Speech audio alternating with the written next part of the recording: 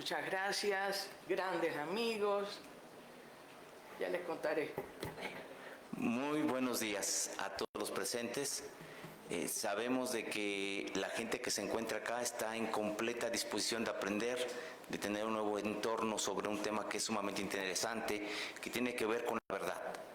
Las fake news creo que empiezan a afectar desde luego, no ahora, sino desde mucho tiempo atrás, todo lo que es el proceso social, el proceso identitario de la sociedad, de los seres humanos, y por lo tanto nos damos cita para poder conocer sobre este rubro. Es un verdadero gusto estar aquí con tan distinguidas personalidades. A nombre de la Facultad de Derecho, de la doctora Sonia Venegas Álvarez, de nuestra secretaria general, la maestra Sara Mispalma León, damos inicio a esta actividad formal relativa a la presentación del libro Violencia Digital y Fake News, un atentado a la dignidad de la persona, de la doctora Gisela María Pérez Fuentes, producto de Tirán Loblanch. Y bueno, vamos a hacer a continuación las semblanzas curriculares de nuestros participantes. En este orden voy a dar el uso de la voz primero al maestro Antonio Octavio Picato Rodríguez. El maestro, además de ser una extraordinaria persona y un mejor ser humano, nació en la ciudad de Córdoba, República de Argentina, en 1971. Radica en México desde el año del 76. Realizó sus estudios de licenciatura en la Facultad de Derecho de la Universidad Nacional Autónoma de México, obteniendo el título en el año 2002. Asimismo, realizó sus estudios de maestría en la División de Estudios de Posgrado de la misma facultad, obteniendo el grado correspondiente en el año 2007 con mención honorífica. Desde el año 2003 se desempeña como docente en la Facultad de Derecho de la Universidad Nacional Autónoma de México, impartiendo las materias de introducción a la teoría del derecho, oratoria y retórica jurídicas, filosofía del derecho. Es autor de las obras Introducción al estudio del derecho, Teoría del derecho, Ideología y Constitución, una aproximación a la teoría constitucional kelseniana, y Razonamiento jurídico e ideología, así como más de una decena de artículos en obras colectivas. Ha participado como ponente en diversos cursos, diplomados, conferencias y mesas redondas en la Facultad de Derecho de la UNAM, así como en otras instituciones de la República. Es un verdadero gusto que nos acompañe el maestro Antonio Picato.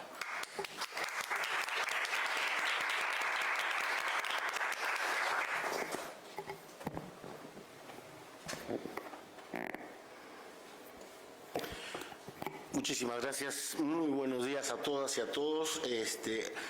Primero que nada quiero hacer dos aclaraciones. Lo de buena persona no lo puse yo en mi semblanza, así que no me hago responsable.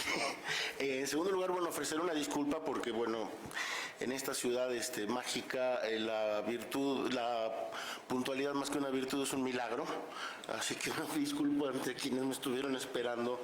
Y bueno, sobre todo, principalmente, pues, mi inmensa gratitud a nuestra directora, la doctora Sonia Venegas Álvarez, a nuestra secretaria general, Sara Mispalma León, a mi querido amigo el doctor Yuri Pavón Romero, director del Seminario de Derecho Administrativo, y a quienes me acompañan en este presidium, la doctora Cantoral Domínguez, la doctora Nunchi González, y por supuesto a la autora, ¿no?, la doctora Gisela María Pérez Fuentes, de quien pues hoy nos honramos presentando esta obra, ¿no?, tan importante, tan necesaria, diría yo, sobre un tema que a todos nos involucra y que a todos nos afecta, ¿no? Entonces, si me lo permiten, y para evitar desvaríos, voy a dar lectura a la breve intervención que preparé para el día de hoy, ¿no? Bueno. La obra que hoy nos honramos en presentar ante ustedes posee un sinnúmero de virtudes, de las cuales quisiera resaltar tan solo algunas en aras de la brevedad, para posteriormente compartir algunas reflexiones que han sido inspiradas por su lectura.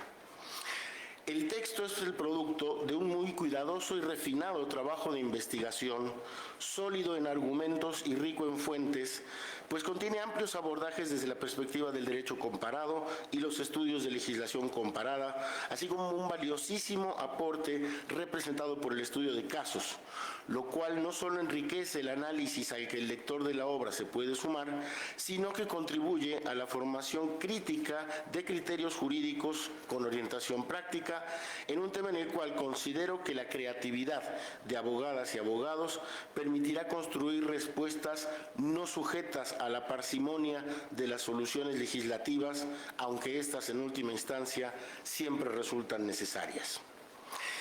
La violencia digital es un fenómeno novedoso que en poco tiempo ha exhibido niveles de gravedad alarmantes, como el tristemente célebre caso de la boxeadora argelina durante los recientemente concluidos Juegos Olímpicos de París, quien fue objeto de uno de los más atroces despliegues de crueldad y odio que se han visto en nuestro tiempo. Las fake news, por su parte, no constituyen de suyo algo tan novedoso si recordamos de la mano de Habermas y su historia crítica de la opinión pública el carácter mercantil de la información en la época moderna. Lo novedoso, lo riesgosamente novedoso, es la facilidad de propagación de las noticias falsas o manipuladas gracias a los recursos que ponen a nuestra disposición las tecnologías de la información y de la comunicación. Este rasgo y sus funestas consecuencias que en los últimos años se han puesto de manifiesto de múltiples formas, desde linchamientos hasta el acoso digital, le imprimen al mercado de la información un nuevo cariz ante el cual como juristas no podemos permanecer al margen. Se trata, pues, de dos temáticas estrechamente vinculadas, peligrosamente amalgamadas, diría yo, en un universo en el cual, justo es reconocerlo, el más protegido hasta ahora es quien goza de los recursos para desplegar toda clase de agravios, mientras que los más indefensos son quienes resultan víctimas de este tipo de ataques, cuyas consecuencias son a menudo irreparables. Al enfrentarse a este mundo paradójico de la tecnología de la información y de la comunicación, es sin duda un acto de enorme valentía intelectual. Este libro es producto de ese valor y su lectura resulta imprescindible para las y los abogados del siglo XXI. Del texto quisiera ahora ocuparme de algunos de los muchos aspectos que me resultaron de particular interés y que expondré de manera sintética, ya que son elementos de análisis que la autora realiza y despliega a lo largo de prácticamente toda la obra. En primer lugar, un componente elemental, constituido por la virtuosa claridad conceptual con que la autora nos ayuda a superar las dificultades derivadas de lo técnicamente sofisticado que resulta entender el mundo digital y que hace que este libro resulte esclarecedor tanto para el lector no especializado como para el estudioso versado en este nuevo universo ante el cual el derecho no puede permanecer pasivo. En otro orden de ideas, resulta claro que a lo largo de la lectura del libro que nos estamos enfrentando a una problemática global, que por lo mismo requiere un enfoque global para remediar los impactos negativos que los fenómenos estudiados provocan en el ámbito de los derechos humanos, enfoque que la autora coloca como centro y base de las reflexiones y estudios que nos comparte. Efectivamente, en diversos capítulos, la autora, en un sobresaliente despliegue de erudición, nos expone cuántas de las aristas de los problemas estudiados en su obra son resueltos en diversas latitudes por una variedad de modelos, cada cual con sus virtudes y sus defectos. Esta multiplicación de enfoques jurídicos no hace sino complicar más la solución a las lesiones a los derechos humanos que el fenómeno global de la tecnología digital ha hecho posible. Hoy las empresas prestadoras de servicios de Internet, plataformas digitales y redes sociales tienen a su disposición el mecanismo del forum shopping para eludir el cumplimiento de obligaciones elementales para la salvaguarda de la integridad de sus usuarios cuando dicho cumplimiento afecta a sus intereses económicos. Es por lo anterior que resulta urgente una visión global que proporcione criterios y regulaciones jurídicas homogéneas y se evite así que algunas empresas se protejan escudándose en lo que yo denominaría, valiéndome de una analogía, paraísos digitales, espacios jurídicos cuya laxitud permite a las plataformas eludir las responsabilidades que deberían guiar sus políticas de prestación de servicios. Otro aspecto de la mayor relevancia en esta obra es que nos plantea ante un escenario en donde no será posible la construcción de soluciones adecuadas si no atacamos los problemas con un enfoque de género. pues es bien sabido de qué manera y con cuánta frecuencia y gravedad la violencia digital se ha ensañado particularmente con las mujeres, perpetuando estereotipos y agravando la cosificación y mercantilización de su sexualidad. Por ello resultan particularmente ilustrativos los apartados que la autora dedica a dos acontecimientos que motivaron acciones legislativas en nuestro país, la Ley Olimpia y la Ley Ingrid. Con respecto a la primera, cabe aplaudir la inusual sabiduría del legislador que introdujo en la tipificación de los delitos a que dicha reforma se refiere una cláusula que se anticipa a la posibilidad de manipular imágenes por medio de la inteligencia artificial y producir así materiales audiovisuales con el propósito de dañar la imagen de una persona reproduciéndola por medios tecnológicos. En el caso de la Ley Ingrid, por su parte, hay que lamentar la impericia de los legisladores que en el caso de dos entidades federativas introdujeron reformas a las normas penales que fueron técnicamente deficientes, lo que permitió que las mismas fueran anuladas mediante las correspondientes acciones de inconstitucionalidad. El caso que motivó la Ley Ingrid es, a mi parecer, un episodio particularmente doloroso de exhibición injustificada e injustificable de un atroz crimen cuyas imágenes recorrieron la prensa sin otro propósito que satisfacer el morbo del público. Imágenes que no solo carecían de todo valor informativo acerca de la naturaleza salvaje del delito perpetrado contra una mujer, sino que dañaron irremediablemente la imagen de la víctima, provocando un daño irreparable a sus familiares y allegados. Este es un tema que también la autora aborda sabiamente en su texto al hacer referencia a los derechos sobre la imagen de las víctimas de delitos, de los cuales deben ser titulares los familiares y allegados de dicha víctima.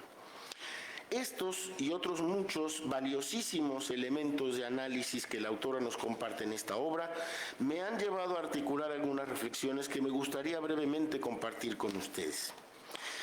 Es imprescindible, ante la nueva realidad a que nos enfrentan las tecnologías de la información y de la comunicación, que nos replanteemos con seriedad los alcances de la libertad de expresión y la eventual justificabilidad de ciertas medidas que a falta de otro nombre llamaré censura, cuando están de por medio derechos humanos como la dignidad, la intimidad y la propia imagen.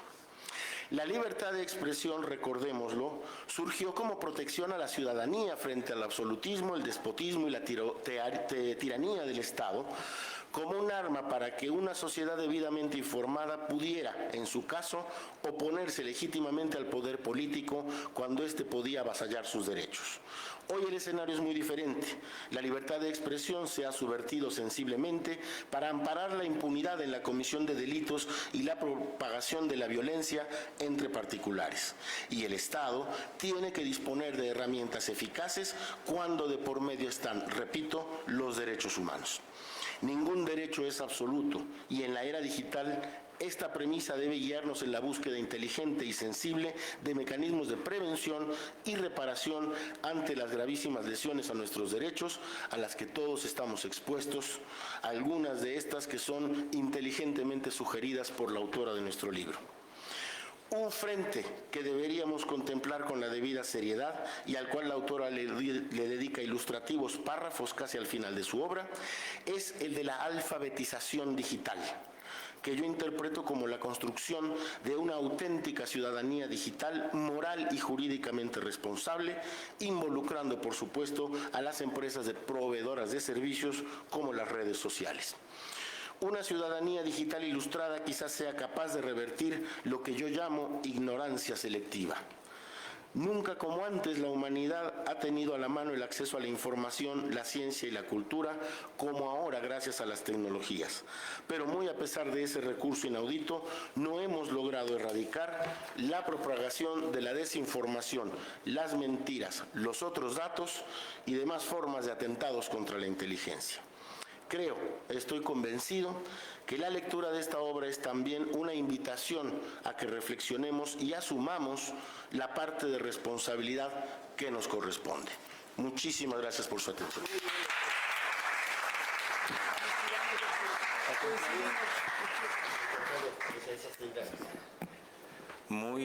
Nuevamente muy buenos días. Este evento está siendo transmitido por diferentes vías de redes sociales Y esto es un placer porque quien haya puesto atención se habrá dado cuenta que gozó de una pieza explicativa de primer nivel.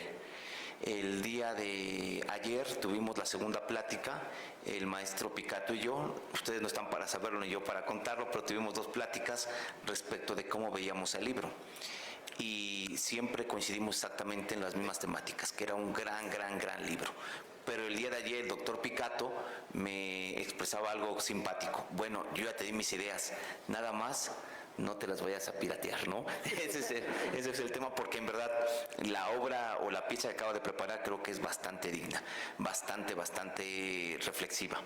Pues sin más preámbulo vamos a dar paso a nuestra segunda invitada, que sin lugar a dudas también nos va a dar una expresión muy interesante.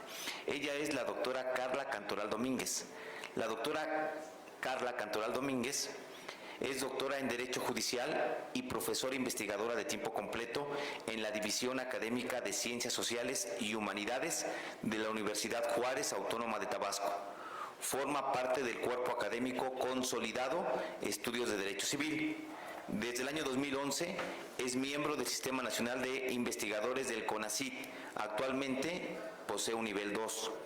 Es especialista en protección de datos personales, responsabilidad civil, transparencia, rendición de cuentas y derecho de acceso a la información. En 2017 ingresó como miembro regular a la Academia Mexicana de Ciencias.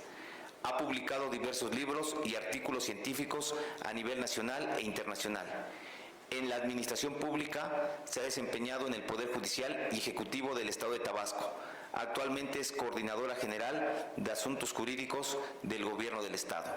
Querida doctora, un placer poderla escuchar.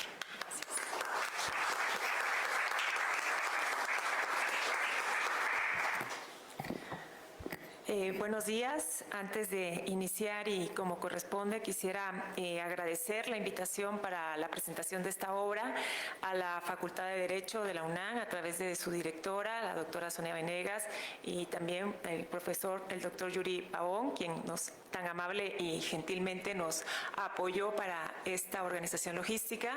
También saludo con mucho afecto a quienes me acompañan en esta presentación, el maestro Antonio Picato, la doctora Hilda Nucci y por supuesto la autora de la obra, la doctora Gisela María Pérez Fuentes. Quiero comentar que para mí es un honor y un gusto estar aquí en la Facultad de Derecho. Creo que la última ocasión que estuve por acá fue antes de que todos padeciéramos el COVID-19, ¿sí? En el 2019, precisamente 2018. Y me da mucho gusto y me llena de alegría poder hacer algunas reflexiones en relación a la obra de la doctora Gisela María Pérez Fuentes, Violencia Digital y Fake News, un atentado a la dignidad de la persona. ¿Por qué es importante y podemos decir que una obra original y de actualidad? Bueno, tenemos que partir de que al menos en México contamos con 96 millones de internautas, o sea, es decir, que un 76% de la población en la República Mexicana tiene la posibilidad de acceder a Internet y, bueno, la posibilidad de utilizar redes sociales. Y esto, pues, es importante además porque, como comentaba hace un momento el maestro Picato, los derechos no son absolutos. Y en el caso de la libertad de expresión, pues, ante el uso de esta revolución tecnológica que nos ha traído las tecnologías de información y comunicación y por supuesto el Internet, pues las redes sociales han servido para crear una falsa apariencia de la libertad de expresión y una conexión con numerosas personas de forma acelerada y tumultuosa, lo cual pues esto paradójicamente nos ha conducido a una escalada cada vez más enérgica de un encono verbal, insultos, burlas y vituperios en el entorno virtual. Y esto además, bueno, cuando esta serie de expresiones transgrede este derecho a la dignidad, pues entonces puede ser constitutivo de diversos delitos, de los cuales, bueno, como maneja la autora, pues hace falta un profuso un análisis sobre la doctrina y la especialidad en otras disciplinas jurídicas. Y además, en México, pues no contamos con un sistema jurídico que permita prevenir el daño que ocasionan las redes sociales a los derechos humanos, precisamente ante el ejercicio abusivo de la libertad de expresión. Es el caso, bueno, de los discursos de odio y el uso no autorizado de imágenes fotográficas y videos con la intención de lesionar el honor y la dignidad de las personas. Por ejemplo, ustedes, si yo les pregunto en este momento si vieron en algún momento las caricaturas de los Supersónicos, ¿los conocen? ¿Sí? ¿Los Picapiedra? ¿Sí? ¿Los personajes de Intensamente? ¿Sí? Bueno, entonces, si ustedes hacen una analogía en cuanto a estos personajes de caricaturas, podemos ver cómo los supersónicos vivían pues en una especie de mundo en el espacio, y cómo, por ejemplo, a través de los personajes de la película de Intensamente podemos ver cómo pues el uso de las tecnologías de información y comunicación facilitan, ayudan, coadyuvan a las actividades del ser humano. Pero pues también hay límites, y esos límites son los que tenemos que cuidar, y además aprender a utilizar con responsabilidad estos derechos, como el caso del ejercicio de la libertad de expresión en las redes sociales. Y entonces esto nos permite también dar cuenta de la importancia de esta obra, porque la doctora Pérez Fuentes, además de hacer el análisis desde el ámbito constitucional, sobre la constitucionalización de los derechos en Internet, ella con su formación civilista le da ese tamiz en cuanto a esa protección que deben tener los derechos de la personalidad, como el honor, la intimidad, la vida privada, la imagen, y hasta llegar a figuras como casos judiciales en donde se tutela o se analiza, por ejemplo, la responsabilidad civil, el daño moral, la protección de datos personales y otros elementos, como por ejemplo la protección de la persona a través de estas interacciones cotidianas que tienen derivadas del uso de las redes sociales. Definitivamente esta obra además realiza un estudio de doctrina analítica, donde además, aplicando el estudio de casos, nos permite distinguir las diversas formas de protección que ha tenido la persona ante el uso indebido en esta época de los discursos de odio, donde encontramos algunos conceptos como la posverdad y los mecanismos de protección que se han suscitado en otros países. La profesora nos expone, por ejemplo, una medida de protección a través de las medidas autosatisfactivas utilizadas en Argentina, Perú y Colombia para detener ese efecto dañino que proporcionan el uso de las redes sociales. Y en el caso de México, fíjense, también es interesante porque aquí en el caso de México se empieza a aplicar estas medidas de protección ante el ejercicio de la libertad de expresión en las redes sociales en materia electoral.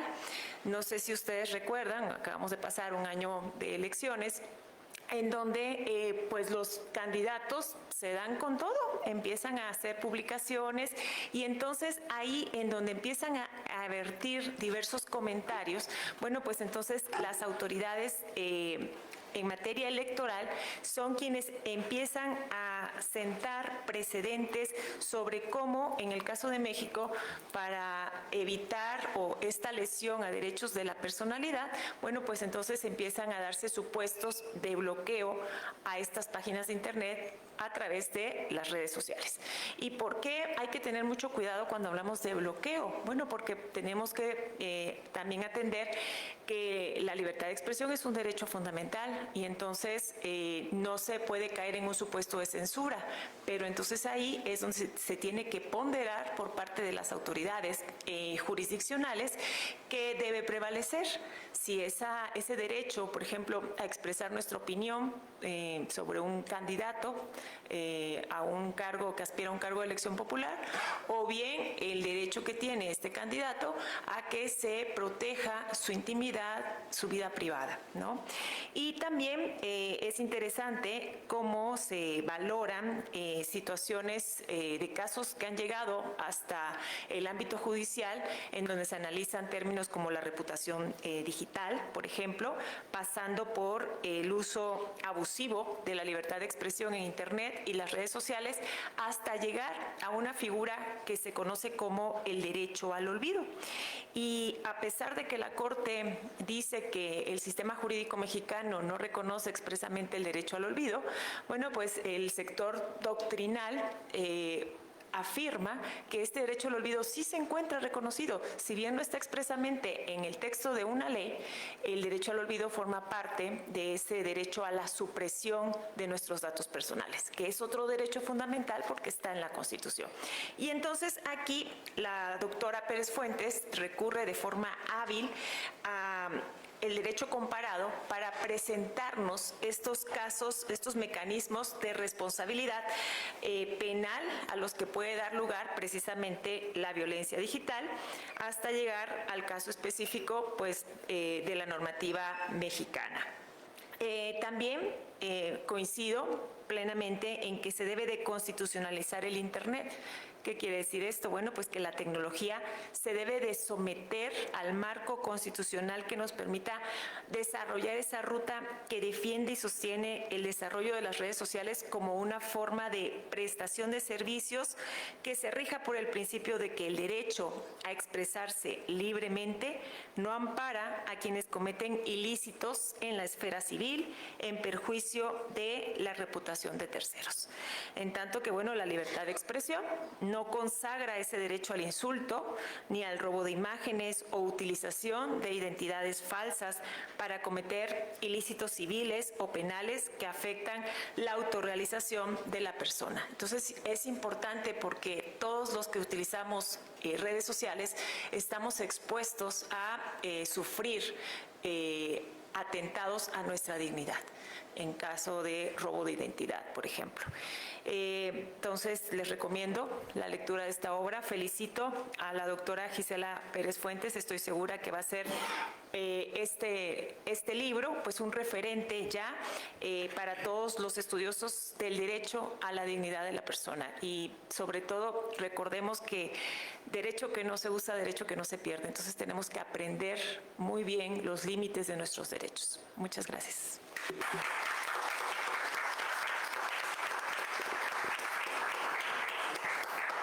Muchas gracias, doctora Carla. Es un placer escucharla. La verdad es que su reflexión me llevó a muchos pensamientos. Me hizo recordar el caso Rodríguez contra Google, me parece que es contra Yahoo, consideraciones propias que vienen con la posverdad, el deber que tenemos nosotros como ciudadanos para poder estar siempre documentando y ejerciendo el derecho, no hacer que el derecho se pierda. La necesidad de constitucionalizar el Internet creo que también es un reto súper llamativo porque va vinculado con otro tipo de consideraciones reflexivas, como saber si la tecnología es o no un derecho humano y poder tener todas las semblanzas doctrinales. Aún hay mucho por hacer, pero creo que obras de esta naturaleza contribuyen muchísimo al saber de un mundo posmodernista. Un mundo donde la comunicación está completamente activa y donde tenemos que tener mucho cuidado con respecto a todo aquello que se termina emitiendo. Bueno, continuando con nuestra orden de presentación, voy a dar el uso de la voz a la doctora Hilda Nucci González. La doctora Hilda Nucci fue una de las principales promotoras para que este libro pudiera tener una presentación dentro de la Facultad de Derecho. Muy activa, muy movida, como decimos en un ámbito coloquial, con mucha disposición. Se ve que le guarda un gran aprecio a la doctora autora del libro. Entonces es un placer poder presentar a la doctora Hilda Nucci. La doctora Hilda Nucci González es miembro del Sistema Nacional de Investigadores de CONACYT nivel 1 y de la Junta de Honor del CONACYT desde el año 2023. Se desempeña como investigadora de tiempo completo en la Facultad de Derecho de la UNAM por el programa Investigadores e Investigadoras por México del CONACYT e investigadora asociada de la Universidad Anáhuac de México. Tiene un postdoctorado en Derecho por el Instituto de Investigaciones Jurídicas de la UNAM. Asimismo, cuenta con 2 doctorados en Derecho por la Universidad Anáhuac y otro por el Centro de Estudios de Posgrado en Derecho. Ella es catedrática en la Facultad de Derecho de la UNAM y en la Universidad Iberoamericana. Forma parte del Consejo Asesor Jurídico de la Academia Mexicana de la Comunicación y de la Academia de Oratoria Forense. Desde el año 2018 es columnista del periódico El Heraldo de México. Es especialista en temas de derecho a la información, derechos digitales, datos personales, transparencia y rendición de cuentas. Es autora de los libros Los derechos de la personalidad en el Internet y las redes sociales, Propuesta de regulación, La salud y el expediente clínico del presidente de la República, Un asunto de interés público, El derecho de réplica, coautora de los libros Beneficios expresidenciales, Los parásitos del poder y coordinadora del Diccionario Enciclopédico de Derechos a la Información. Ley de Mercado de Valores, Ley comentada sobre el lavado de dinero y comentarios a la Ley Federal de Protección de Datos Personales en posesión de particulares y demás obra escrita. Doctora Hilda Nucci, bienvenida, le escuchamos con mucha atención.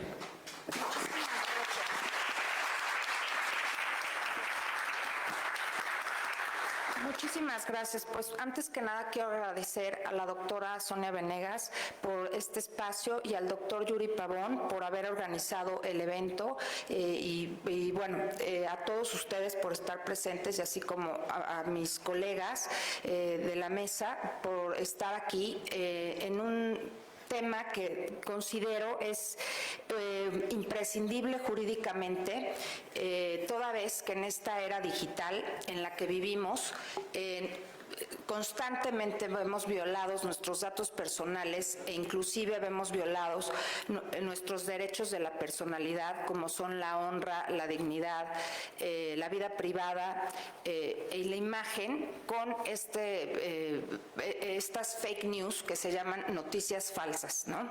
Entonces, en este mundo donde la información se propaga a la velocidad de un clic, las fronteras entre la realidad y la ficción se difuminan cada vez más.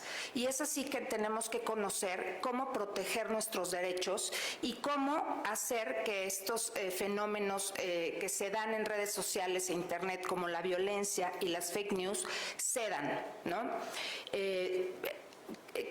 La autora, la doctora Gisela, ¿verdad?, enfoca estos dos fenómenos de una manera particular, porque no solo se aboca a lo que se vive en nuestro país, sino también presenta una comparación de lo que está sucediendo en otros países respecto a lo que es la violencia digital y las fake news. Nos guía, ¿verdad?, para conocer esta vulnerabilidad de los derechos en la red y sobre todo de estos derechos personales y cómo debemos proteger nuestros datos personales. La doctora Gisela menciona que la violencia digital es un problema multifactorial, cultural, social, que va más allá de la exclusiva protección de estos derechos personales. Asimismo, aborda este problema de las fake news y nos dice, ¿verdad?, cómo van a desafiar la integridad del periodismo y la democracia. En el libro podemos ver detalladamente cómo se señalan prácticas que se dan a diario en redes sociales, como por ejemplo el ciberacoso, ciberacecho, lo que sería el grooming, que inclusive el grooming ha dado pie a la comisión de delitos, como por ejemplo la trata de personas, ¿no? Entonces, ¿qué podemos hacer como sociedad cuando nos vemos involucrados en este tipo de acciones? Bueno, ustedes como jóvenes, de verdad recomiendo ampliamente la lectura de este libro, porque van a encontrar las herramientas para saber qué hacer si son objeto de este tipo de prácticas indeseables, tanto en Internet como en las redes sociales. El libro ilumina las dimensiones de estos problemas, pero también ofrece estrategias y reflexiones para poder enfrentarlos.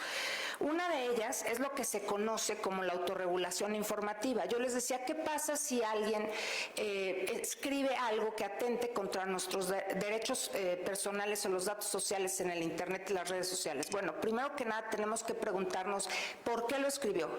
¿qué sabe de nuestra vida que nosotros mismos permitimos que conociera?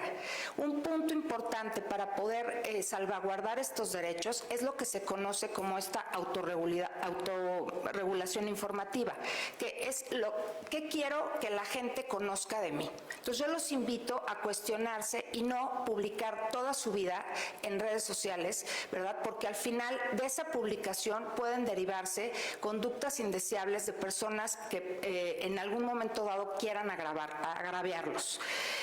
A pesar de contar con la Ley Olimpia desde 2019 y a nivel nacional desde 2020, ¿verdad? Y dado que en ella se sancionan tanto conductas como el grooming, las deepfakes, delitos contra intimidad sexual, vemos que esta iniciativa no es suficiente. ¿Por qué? Porque nos falta una regulación en materia de derechos personales. Es así que la autora hace un llamado a la conciencia, una invitación a cuestionar y a educarnos para que nosotros naveguemos con mayor seguridad y discernimiento en la red. De ahí que hace evidente la situación de no contar con esta ley en la materia para proteger el honor o la imagen de una persona en línea. Advierte también que es necesario obligar a las plataformas a cumplir con la escasa normatividad nacional. Pero aquí quisiera hablar de un problema que también lo cita la doctora Gisela en el libro, que es la extraterritorialidad. ¿Qué sucede con la extraterritorialidad?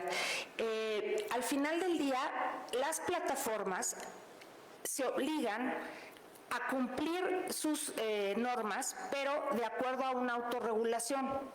Sin embargo, en caso de conflicto, ¿quién las obliga a respetar nuestros derechos en la red? Pues lamentablemente les digo que en la actualidad no se someten a la jurisdicción del Estado mexicano, y eso es un grave problema.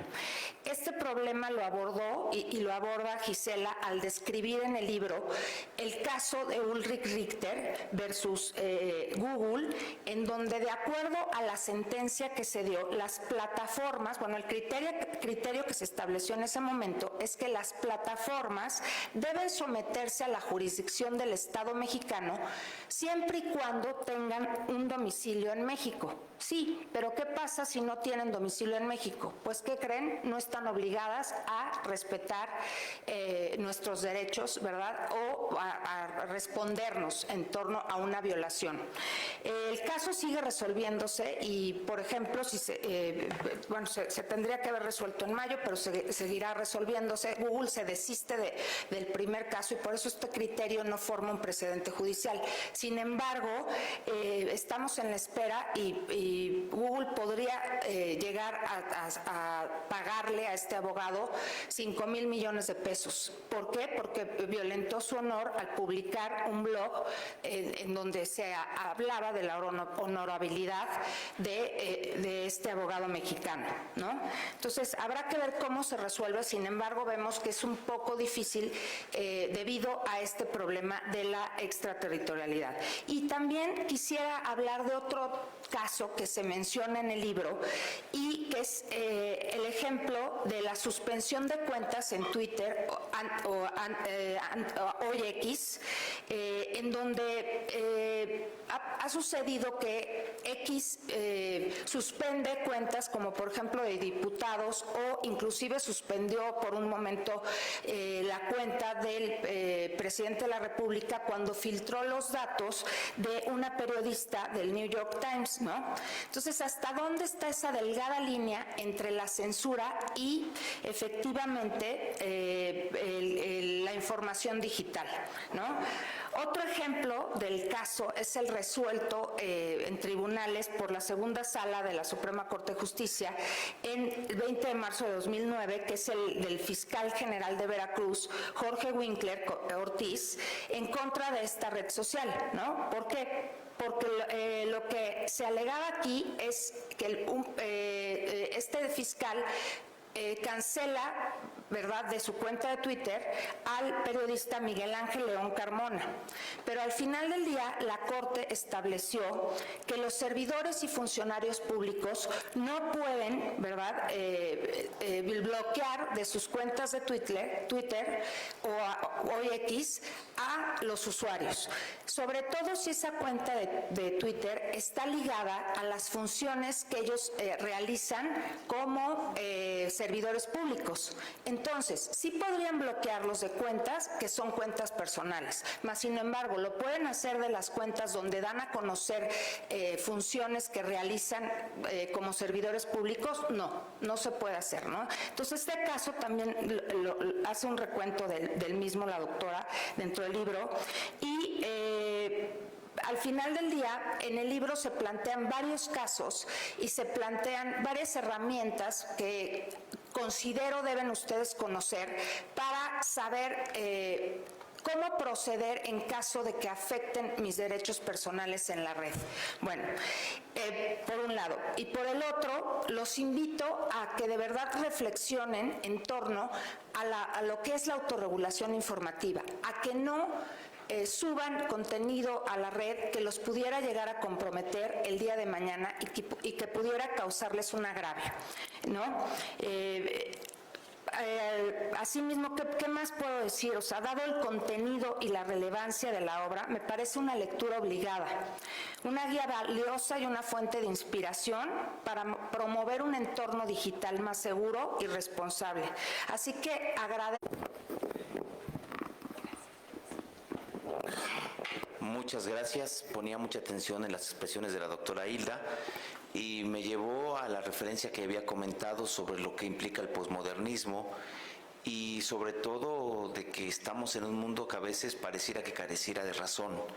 La doctora Hilda refiere un tema muy interesante que es el grooming, que también se trata dentro del libro. Pues bueno, imagínense nada más, para aquellos que no tengan conocimiento a qué se refiere este término, pues alude que a lo mejor una persona mayor empieza a tener algún tipo de abuso para una persona menor, pero qué mejor instrumento para aquello que no sea en las redes sociales, donde muchas veces se está ocultando la imagen auténtica o física de la persona que intenta transgredir al menor. Son temas muy interesantes, igualmente lo que mencionaba la doctora Carla hace un momento, los casos Rodríguez contra Google, muchos asuntos de esta naturaleza, de esta tipología, están tratados en el libro. Créanme que al adquirir un libro de esta naturaleza, no necesariamente, digamos, haciendo una erogación, pero consultándolo, los va a nutrir de manera infinita en su formación y se está estructurando un nuevo sistema de comunicación y de formación del derecho. La doctora Hilda Nucci comentaba hace un momento, ante la escasa información electrónica que tenemos, pues yo creo que la información es abundante, es gran información. Lo que sucede es que no nos hemos abocado directamente a los temas o los tópicos tan interesantes que puede tratar este libro. Bueno, señoras y señores, ha llegado el momento cúspide de nuestra sesión, donde vamos a poder escuchar a nuestra autora, la doctora autora de la obra, la doctora Gisela. Créanme que no tiene pierde el escrito y va a ser muy llamativo esto que vamos a empezar a analizar, porque creo que va a ser sumamente llamativo. Yo de la doctora puedo decir muchísimas cosas y haría un trabajo de síntesis muy apretado, pero de primera instancia quiero decir que es SNI 3. Y que sobre todo, y eso ya es decir mucho porque implica una calidad, aquellos que nos dedicamos a escribir sabemos lo difícil que es poder llegar al Sistema Nacional de Investigadores, mantenernos e ir escalando. Entonces es sumamente llamativo, es un gran reto. Segundo, tenemos ante nosotros a una emérita. Y por el tiempo que tengo de tratarla, una completa dama, una mujer muy amable. Yo no quiero hacer ningún tipo de presentación porque ahora que la escuchen, ella misma se presentará con ustedes. Doctora, bienvenida, esta es su casa. Muchas gracias.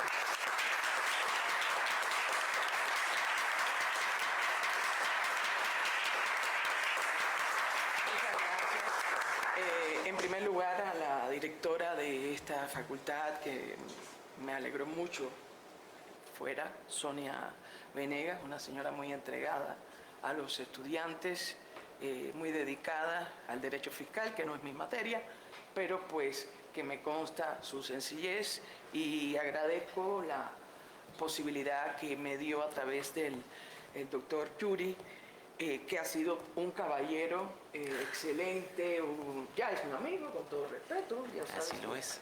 Mi origen, así me lo permite. Entonces, y que nos ha ayudado a hacer esta presentación, por supuesto, a la doctora Hilda Nucci, que ha sido el alma y formación, y le agradezco la invitación que le hace a sus estudiantes. La conozco hace ya muchos años, incluso en el Instituto de Investigaciones Jurídicas de la UNAM. Como ven, trabajamos temas conjuntos y bueno, pues no pensé que se iba a inspirar tanto en armar esto, así que le agradezco doblemente esta presentación. A mi amigo filósofo le agradezco su presentación porque hace 5 días tuve un flechazo coincidente con el tuyo. Y lo busqué en el libro porque pensaba que faltaba, y ahora voy a explicar por qué, de forma un poquito más agradable para a ver si nos entendemos todos. Porque él ha dicho lo que es. Habermas, mercantilismo, libertad de expresión, fake news, libertad de expresión, ahora lo vamos a ver.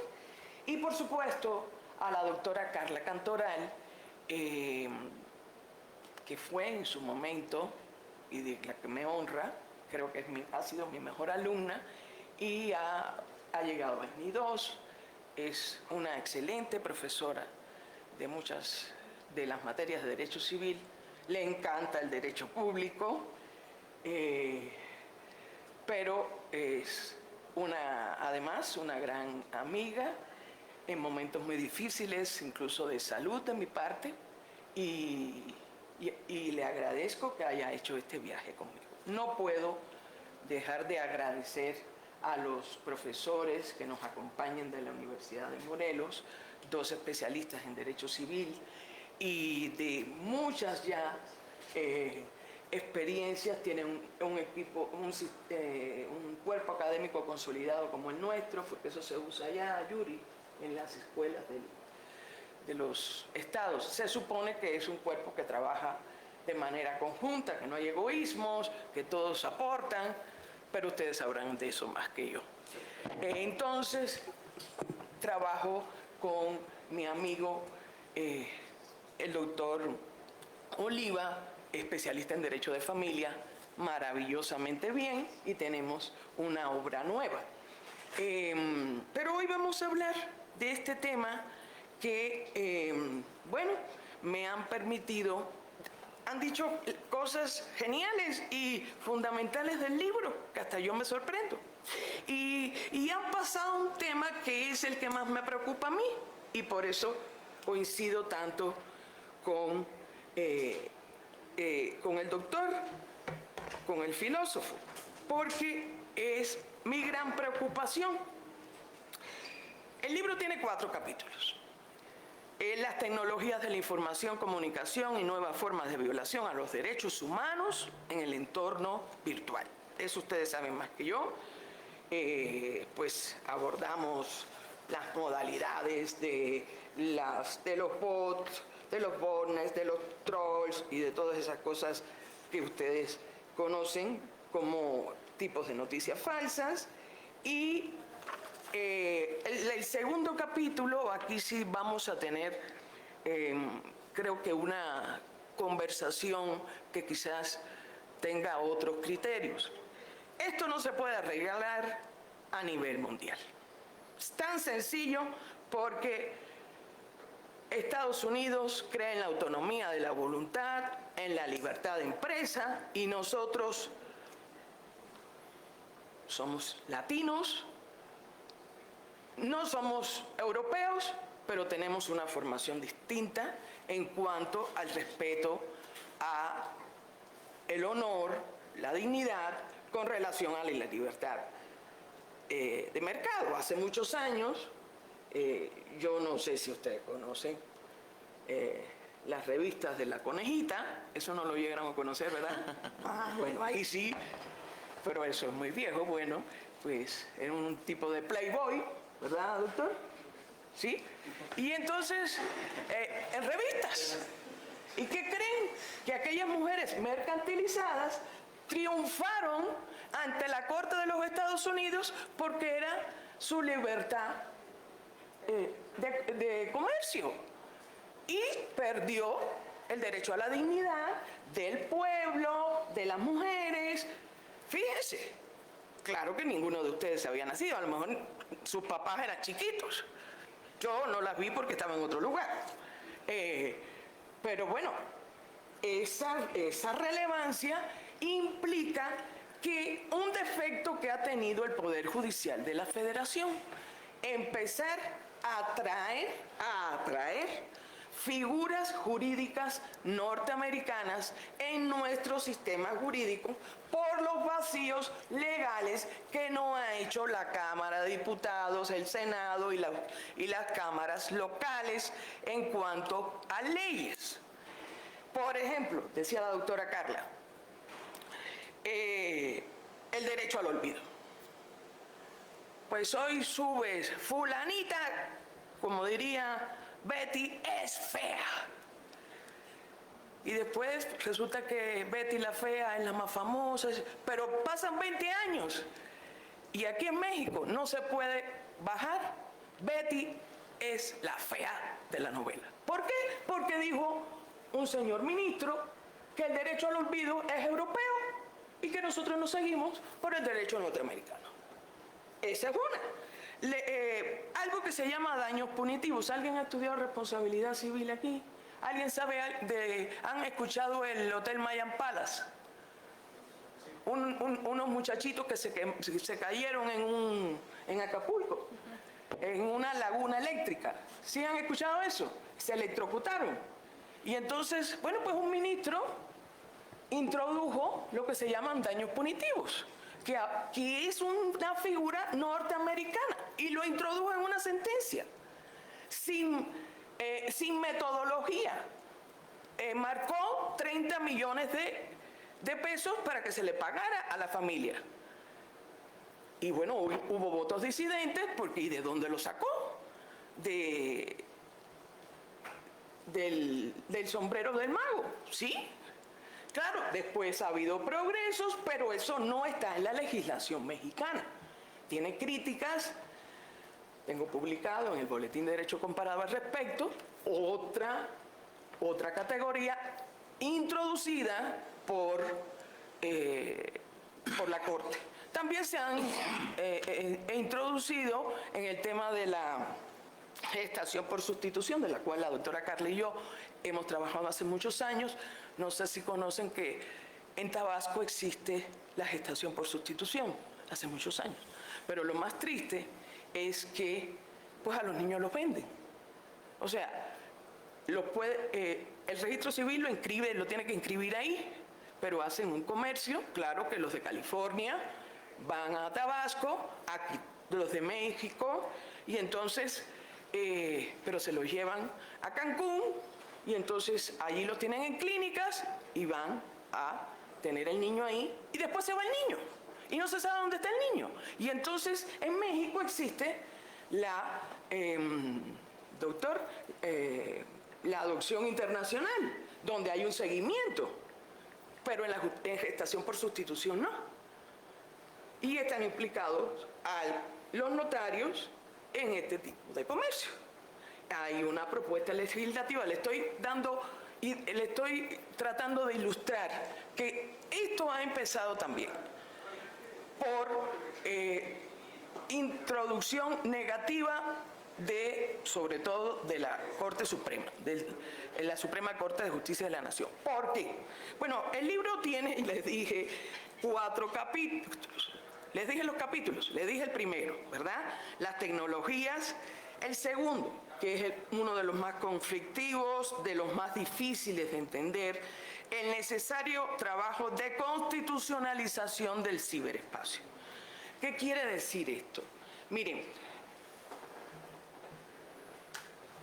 hace muchos años yo empecé a estudiar los derechos de la personalidad. Cuando llegué a México me presentaron como especialista de derechos de la personalidad y de daño moral. he sido fanática de este estudio durante el siglo XX. Pero hay que entender que las instituciones caducan. ¿Ustedes han pensado que el derecho romano ya caducó? ¿No? ¿Creen que sigue? ¿Y las mujeres? ¿Y sigue el pater familia te manda en tu casa? Ah. ¿Y cómo tienes a los niños? Ah. Entonces, esto es difícil. Cada vez que lo digo me siento así que me dan un tiro. Pero hay que darse cuenta. Fue maravilloso, pero estamos en el siglo XXI, ni tan siquiera en el siglo XX, donde hubo el daño moral. ¿Qué fue el daño moral? Bueno, el daño moral en México entró en el Código Civil de 1928 del Distrito Federal y en un pequeño párrafo decía, si se daña a una persona en su moralidad y tiene un daño patrimonial, tendrá una recompensa, que no puede ser más que el daño patrimonial.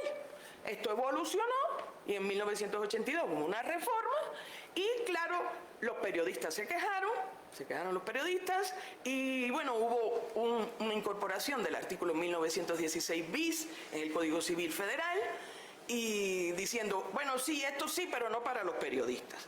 Pero no era para los periodistas. ¿Por qué? Porque los periodistas tienen que cumplir para dar libertad de expresión, comprobar que el hecho es, bueno, puede ser de cualquier persona, que no dañe la reputación, el honor y con el conflicto de informar, y por eso tiene que ser, primero, de relevancia pública, segundo, veraz, que no quiere decir que sea verdad, quiere decir que tenga una fuente confiable, ¿sí?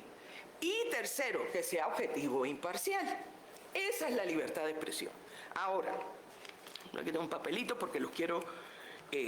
Entonces, frente a esto, lo que lleva el libro es a la problemática que al surgir el Internet, si lo que se está metiendo, si lo que, en primer lugar, además de la información, que todos nos pusimos muy contentos cuando podíamos leer un libro en Internet, nos dimos cuenta que empezaban a salir cosas que eran algo, pero que no eran. Que no era la realidad o que la habían completado con otra cosa. Entonces, mi primera pregunta, ¿ustedes creen que la libertad de expresión, la problemática de la libertad de expresión, se puede centrar en noticias falsas? Primera pregunta, cero pregunta. ¿Qué entienden por noticias falsas? A ver, ¿quién me levanta la mano? ¿Quién me dice? A ver.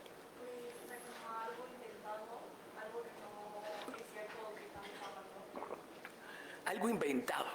Está por ahí bastante. Algo que no tiene sustento. O sea, no es un hecho.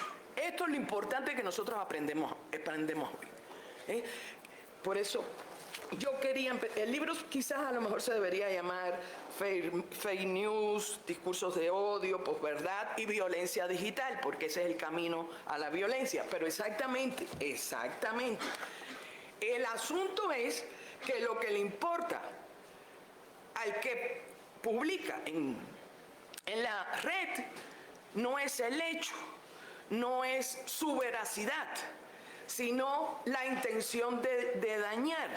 Hace una democracia sentimental llena de situaciones inventadas para lograr un trabajo, para dañar a una persona, en fin, para llamar la atención. Y entonces, esto hace que se desdibuje la ciudad real, que es donde vivimos, donde estamos, de la ciudad virtual. ¿Y qué significa esto? Bueno, pues tan sencillo como que las fake news, como democracia sentimental, es un simulacro de noticias, como estás diciendo, con el objetivo de una gran difusión de desinformación a favor de personas, con otro elemento.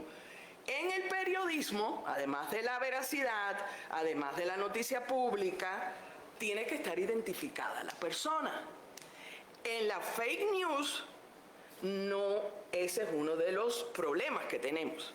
No se identifica, esa puede ser anónima, y por eso le decía, ustedes saben más que de mí, más que yo de eso, los bots, ¿verdad? Los botless, los trolls sí existen, pero los manejan, una persona maneja muchos, bien, entonces hay anonimato. Imagínense si yo le presento un daño moral a un anónimo, ¿sí? Y además el daño moral de por sí ya era un juicio hace, yo creo que 10 años ya, Carlita, había publicado La orfandad del daño moral en una revista boliviana que está indexada, que ya era un fracaso, ya el daño moral era un fracaso. Se los digo en el libro, se los recomiendo, y tengo aquí un resumen, si quieres yo quisiera que lo adquiriera, pero si no, el daño moral en las comunidades virtuales, de la página 117 a la 168, efectivamente, aquí estudio, como decía Hilda, pues el caso del fiscal, hay muchos, el derecho al olvido, la queja que debe resolver el padre de esta, que yo comprendo que hace ya 15 años, yo creo, le fue muy difícil decir, ay, es que la fake news no es libertad de expresión. Ulrich, ¿verdad? Y nadie le hizo caso. Hizo un libro muy interesante y pues, es un pionero, por eso lo trabajo. Y esto el ministro Alcántara lo acogió, y es la queja 376-2023, infamia, vulneración de la dignidad, prestigio, abuso de libertad de expresión. Pero aquí todavía se va a definir qué es un blog, qué es una fuente de información, qué es un prestador de servicio. Imagínense, cuando eso en España ya tiene reglamento, está en la Unión Europea, en Estados Unidos no, pero después de la ley de decencia también tiene su control, pero en México no. Por eso yo hablo de la necesidad de la ciberconstitucionalidad. Sí, déjame decirle esto. A ver, los derechos, ustedes estudian, yo pienso que todavía estudian así, derecho privado y derecho público, o ya está superado. No, se sigue estudiando. Se sigue estudiando. Bueno, lo cierto es que ya ese periodo también lo superamos, ¿sí? Porque la Corte ha dicho que los derechos son los fundamentales y los privados se han incorporado en el artículo 1 con el principio pro persona y con la protección del último capítulo de la vulnerabilidad de derechos, entre los que se encuentran, bueno, las personas con cierta edad, las personas extranjeras, las personas con diversidad sexual, etc. Entonces, ¿qué quiere decir esto? Bueno, pues que esto hay que resolverlo a lo constitucional, o que el derecho civil se atreva a resolverlo a lo constitucional, como decía el profesor, como derecho fundamental. ¿Qué es? No podemos pensar que el daño moral va a arreglar las situaciones que nos pasan en el ciberespacio. Nosotros tenemos un litigio estratégico, lo tenemos presentado, la doctora, bueno, yo, en derecho penal por violación a la dignidad. ¿Y saben cuántas veces? Eso es otra cosa que acaba de decir Olga Sánchez Cordero en una entrevista que recién le han hecho a partir del tema de la Corte. 11 citas para empezar a la carpeta de iniciación. ¿Y qué hace la señora? Se pierde, se va del país, se enferma. Entonces imagínense, y esto es derecho penal. Y la víctima parece que es la victimaria. porque la señora dice que es mayor de edad, pero la victimaria fue la que empezó. Entonces, ¿qué le estoy diciendo? Que no, en México, si no trabajamos la ciberconstitucionalidad, no arreglamos el problema. El daño moral, ustedes se lo estudian, son casos interesantes, en contenido, pero en celeridad jurídica, cero. Cero.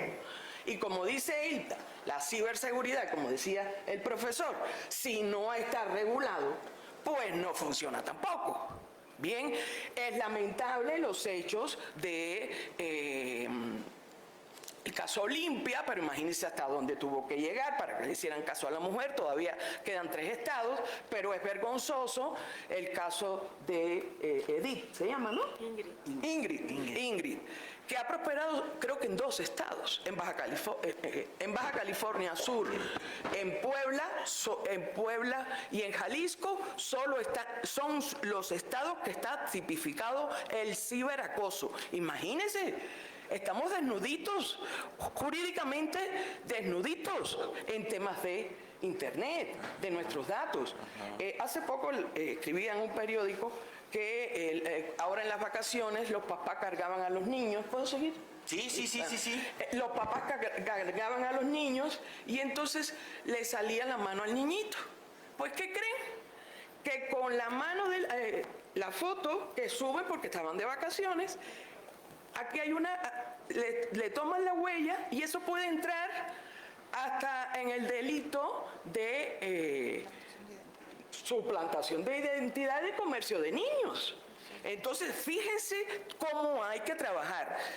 Él les decía, voy a continuar, ¿está bien? ¿Me entienden? ¿Continúo? ¿Bien? Bueno, pues ahora voy a otro punto. Voy a al problema que decía el profesor que planteaba sobre la necesidad de conocimiento digital. Pero aquí pasa una cosa muy interesante. Fíjense que, lo cierto es que han existido varias generaciones. La generación silenciosa, ustedes saben también, ¿verdad? Ya la conocen, no estoy ahí. 1910, 1945, la baby boomers, no me escapo. La generación X, millennial, generación Z, G. Pero qué triste esta situación.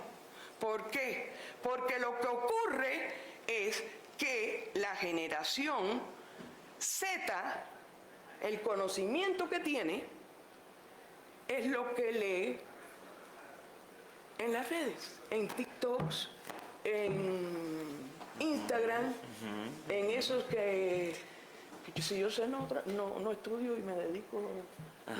No es cierto. Pero, ¿cómo se llaman los? Que leen las plataformas. No, los que pagan impuestos y todos.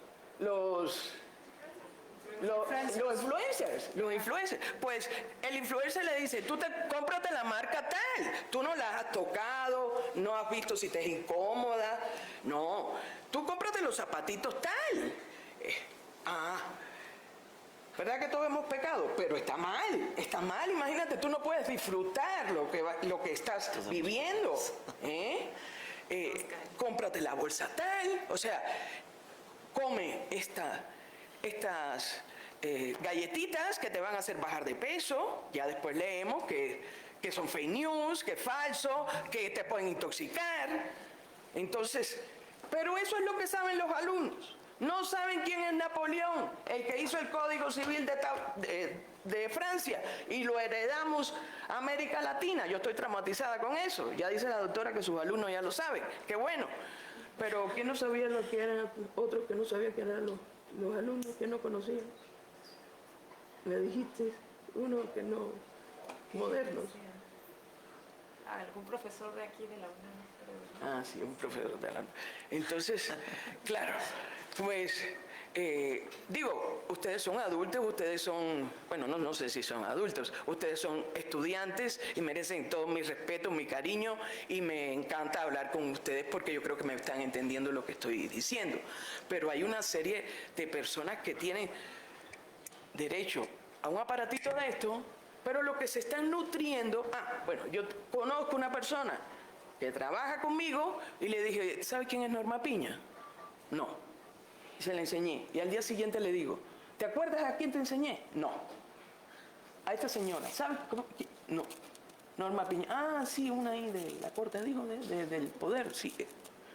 Entonces, necesitamos romper la brecha digital, pero volver a la iniciación del conocimiento en filosofía, en historia, en todo. Porque hoy yo entiendo, y les confieso que he leído 4 veces el libro. La doctora dice que estoy loca, pero yo lo he tenido que leer porque tengo un capítulo que no sabía cómo explicárselos a ustedes. Yo lo hice y lo sé, pero me faltaba ese punto filosófico que acaba de decir. Bueno, cierto es.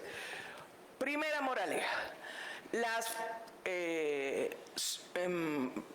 ciudades virtuales no son libertad de expresión, son producto del mercado y se manejan con las líneas del mercado. Eso está durante el libro en varias páginas. Entonces, otra cosa importante, el daño moral es, como diría Ulrich, es un procedimiento decimonónico que fue del siglo XX, pero que en el siglo XXI no nos sirve para resolver esta situación. Y la Corte no lo ha entendido. La Corte sigue aplicando los principios de la libertad de expresión a lo que está ocurriendo en Facebook y en las redes. Y eso no puede ser, porque eso no es libertad de expresión. ¿Bien? Y claro que existe brecha digital entre las generaciones y esto es importante, muy importante, sobre todo en países como América Latina y México. Bueno, y Estados Unidos también, porque ellos están también enajenados. Sesgos y minorías y vulnerabilidad. Si el que hace el programa es blanco, pues ese programa, que es va a tener sesgos difíciles. Esto ocurrió, o sea, sesgos discriminatorios. Esto ocurrió cuando se trató de captar empleados para Facebook. Y entonces a las personas negras, pues no las aceptaban, porque el que hizo el programa, pues no pertenecía. Y le metió personas de color caucásico, como dicen ellos, que tengan este nivel, y no entraron. ¿Bien? Entonces, estos hay que superarlo.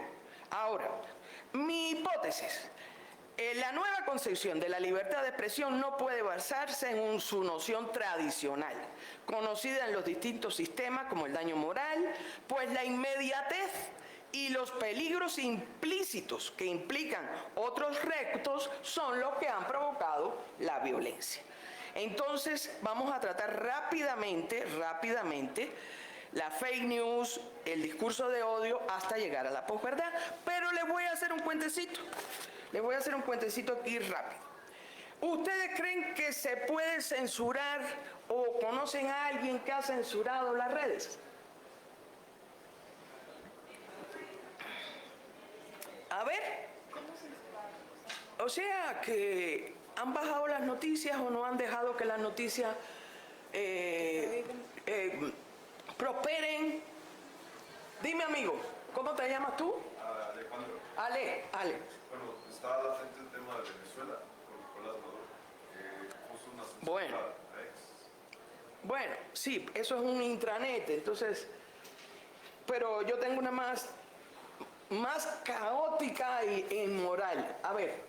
El caso de Corea del Norte. Bueno, pues, por ahí andamos, ¿verdad? Venezuela, Corea del Norte, ¿y usted?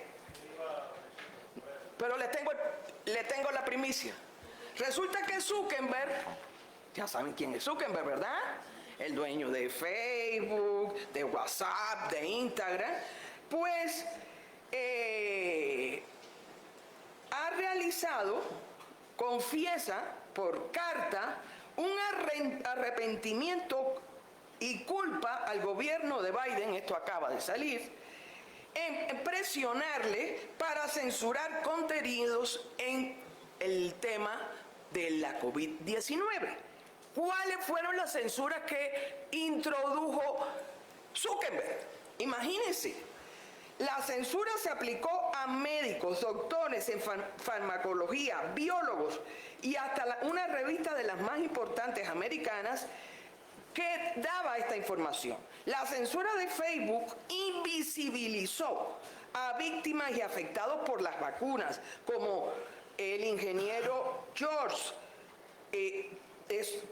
al que le retiraron su software y el sitio de la vacuna del COVID-19 de Washington, que desarrolló el tinnitus y tenía 250,000 miembros. El doctor Gregory Poland, director del Grupo de Investigación de Vacunas de la Clínica Mayo, ya saben que es de la más famosa de Estados Unidos, que desarrolló otra modalidad, fue censurado en Facebook. Se le quitó la página. Y todavía nos están diciendo nosotros, ay, es que esa noticia la tengo que analizar. Ah, sí. Publicó una investigación, otro British Medical Journal, una revista, una investigación realizada sobre los graves problemas de integridad de datos en el ensayo de la vacuna de Pfizer. Casi todos nos pusimos eso, ¿no? En circunstancias normales. Y que habría paralizado la aprobación de la vacuna. Pero las redes como Meta no permitieron compartir la investigación. Por eso no se puede resolver a nivel internacional. Esto lo tenemos que resolver en el país con la constitucionalidad del derecho y aplicar y obligar a los legisladores que se pronuncien y no dejarla tampoco a las iniciativas de los ministros que resuelven un caso que puede convertirse en jurisprudencia, no sé en qué pare, pero no estudian todas las características, ¿no? Todas las situaciones. Entonces, miren qué interesantes, eso lo sabían. Así que el que más nos ha censurado es el que no nos ha dejado que cuando nos afecten nuestros derechos podamos defenderlos y podamos solucionar la situación. ¿Sí? Un tipo de libertad extrema comercial, que yo no sé si fue a principios del siglo XIX, casi ya con la revolución industrial, pura y dura en el siglo XXI, ¿sí? Ya saben que la revolución industrial empezó en el siglo XIX, cuando inventaron, sí saben, ¿no?, que no había derecho laboral y entonces se cortaban los dedos y las manos los obreros y por eso tuvieron que empezar a salir derechos sociales.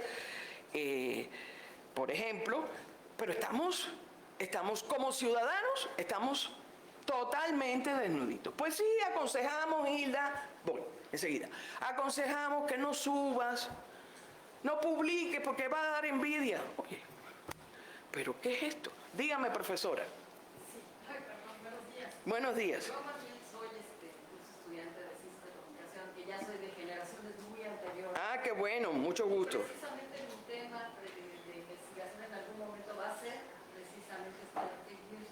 Y una forma de censura que yo veo que está muy vigente en este momento es como que precisamente bajo el paraguas del algoritmo se censura, por ejemplo, a espacios que son independientes, de información independiente alternativa a los medios de comunicación, como los llamados youtubers, que en este momento están teniendo, ¿no?, pues, más relevancia, y bajo ese paraguas, por ejemplo, la información que nos sale y el mismo algoritmo, que es Facebook, llámese Zuckerberg, está limitando los contenidos precisamente y incluso al grado de decir que, bueno, pues a diario por una palabra que ni siquiera es ofensiva desmonetiza. Oiga, pues qué suerte tiene usted, porque mire que nosotros hemos puesto denuncias, pero nunca Facebook nos ha ni por una palabra ni por 10 palabras ofensivas. Pero a mí me han censurado. Pues muy interesante. Si quiere, con mucho gusto, soy asesora de su tesis, encantada. Pero sí es un tema que hay que seguir estudiando. Lo que sucede, ¿su nombre? Lourdes González. Lourdes, mira, la virtualidad debe ser neutral. Pero los hombres y como tú decías, los algoritmos los hacen los hombres. Entonces no se puede ir la tecnología por encima de nuestra protección de la persona, ¿sí? En todos los sentidos. La dignidad como término general, ¿sí? Esto es muy importante. No se pueden ir por arriba. Podrán descubrir que me van a quitar el Alzheimer. Podrán descubrir que me quitan el Parkinson, pero no te metas a decirme con el de X, que, bueno, me vas a quitar el Parkinson con un aparatito que me vas a poner, pero me vas a leer mi pensamiento. Porque una cosa es que trabajes en el cerebro, ¿sí? Los neuroderechos, pero otra cosa es que me leas mis pensamientos y me los manipules y después me vendas lo que yo estoy pensando o que publiques lo que yo no quería y me lo cambies. Entonces, todas estas cosas están, por eso es importante la presencia de y ahora al final les voy a traer una propuesta. Si la legislación no resuelve estos problemas, si el Poder Judicial lo resuelve a lo anglosajón, que no somos anglosajones, la verdad, no somos anglosajones, bien, por muchas razones. Porque no somos caucásicos, en primer lugar, ya está. Entonces, la población tiene que reaccionar. Y si hacemos, se me ha ocurrido en todos estos días que he leído tantas veces el libro, 2 opciones, a ver qué piensan.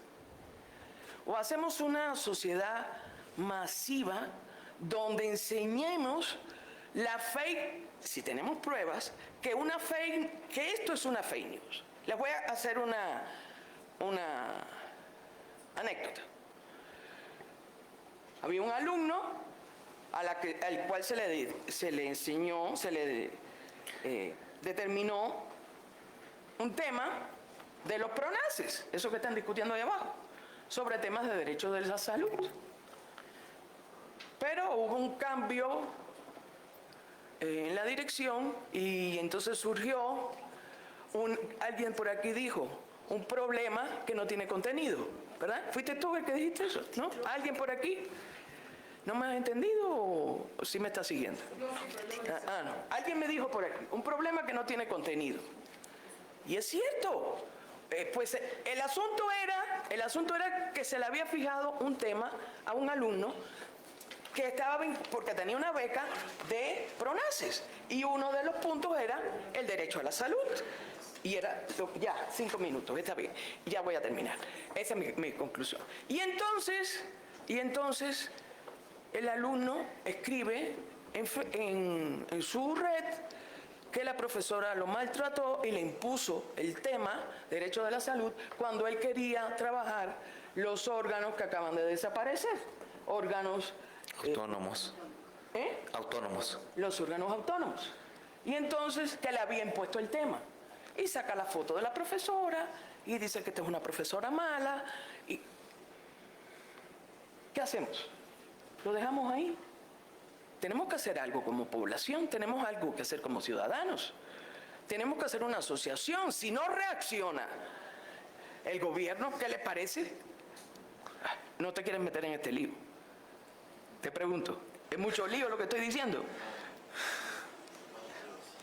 Sí, pero nos tenemos que defender. Sí, pero nos tenemos que defender. ¿Qué piensan? A ver, yo quiero que ustedes me digan qué piensan. Porque hoy tengo su edad.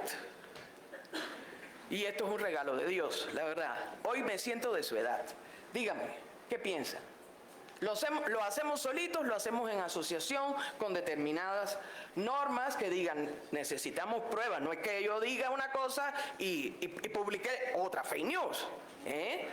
Si usted tiene prueba de que esa tesis estaba aprobada por el que le estaba dando la beca y que lo que usted quería no estaba en los pronazis, ¿la profesora lo violentó o no lo violentó? Y usted se puede expresar de la profesora en tales términos. Muchos de ustedes habrán visto eso, ¿verdad? Yo quiero saber, ¿qué piensa?